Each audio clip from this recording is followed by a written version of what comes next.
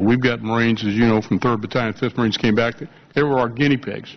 They were the first prototype to carry this expeditionary energy, renewable energy stuff into the theater. We are on that. We are on that big time. So that's another way we can save. So that's some of the goodness that comes out of pressurizing our budget. And thank you, Mr. Duncan. Thank you, gentlemen. Thank you, Mr. Chairman. Very important question, and our remaining witnesses can respond for the record because this is such an important issue that Mr. Duncan has raised. We now proceed to Mr. Johnson of Georgia. Thank you, Mr. Chairman. General Ordiano, following up on Mr. Hunter's question, the Army's DCIGS-A intelligence program is years behind schedule and less effective than private sector alternatives used by other services such as the Marine Corps. The Army is slated to spend billions in coming years trying to field this program despite its consistent shortcomings. Will you pledge to take a hard look at this program as a possible source of savings?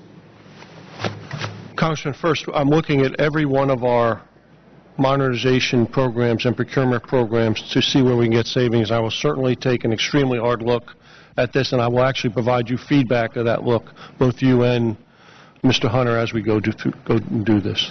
All right. Thank you, General. Also, General, do you foresee that the Army could potentially find savings by reducing the footprint of our ground forces on the European continent, where our allies are or should be capable of defending their own territory? Congressman, this will be part of the strategy review we do as we prioritize where we decide to put forces. And based on that strategy, if it's determined that we can reduce our commitment to Europe, we'll work very carefully with our allies to take a look at that, sir. Thank you. Admiral Greenert, how can the Navy develop better partnerships with the Chinese Navy to establish a collaborative rather than adversarial relationship in maintaining international security? And is that a naive question, or is it, I guess I should ask that first. It's not naive at all, Congressman. We need to find those areas of security that we have common ground, and we're working on that. Counter-piracy today, the Chinese contribute to the counter-piracy effort in the Gulf of Aden. They're not a part of the coalition, but there are, the defined coalition, but there are many nations that are not part of the defined coalition. They come in, they check. We have liaison officers that swap. They're a relevant and tangible part of that. So there's that. There's counter-smuggling, counter-weapons of mass destruction on the seas, search and rescue. So we need to look for those areas which are of common interest, develop those. That will get us to mill-to-mill relations.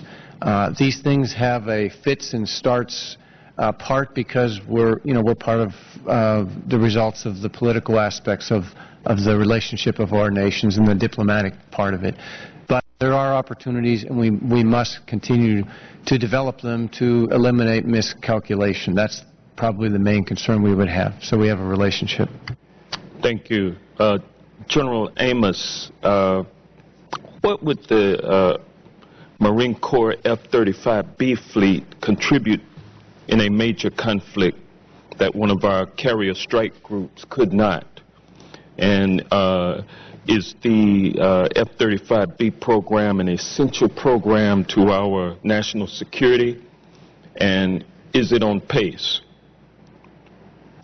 Congressman, I'll start from the back and progressively back to your first question. It is on pace. In fact, it's ahead of schedule right now. It's ahead of performance on test plan, test flights, test points. The 5 engineering issues that they had a year ago at this time have been resolved through engineering redesigns. In some cases, they're already installed on the airplanes.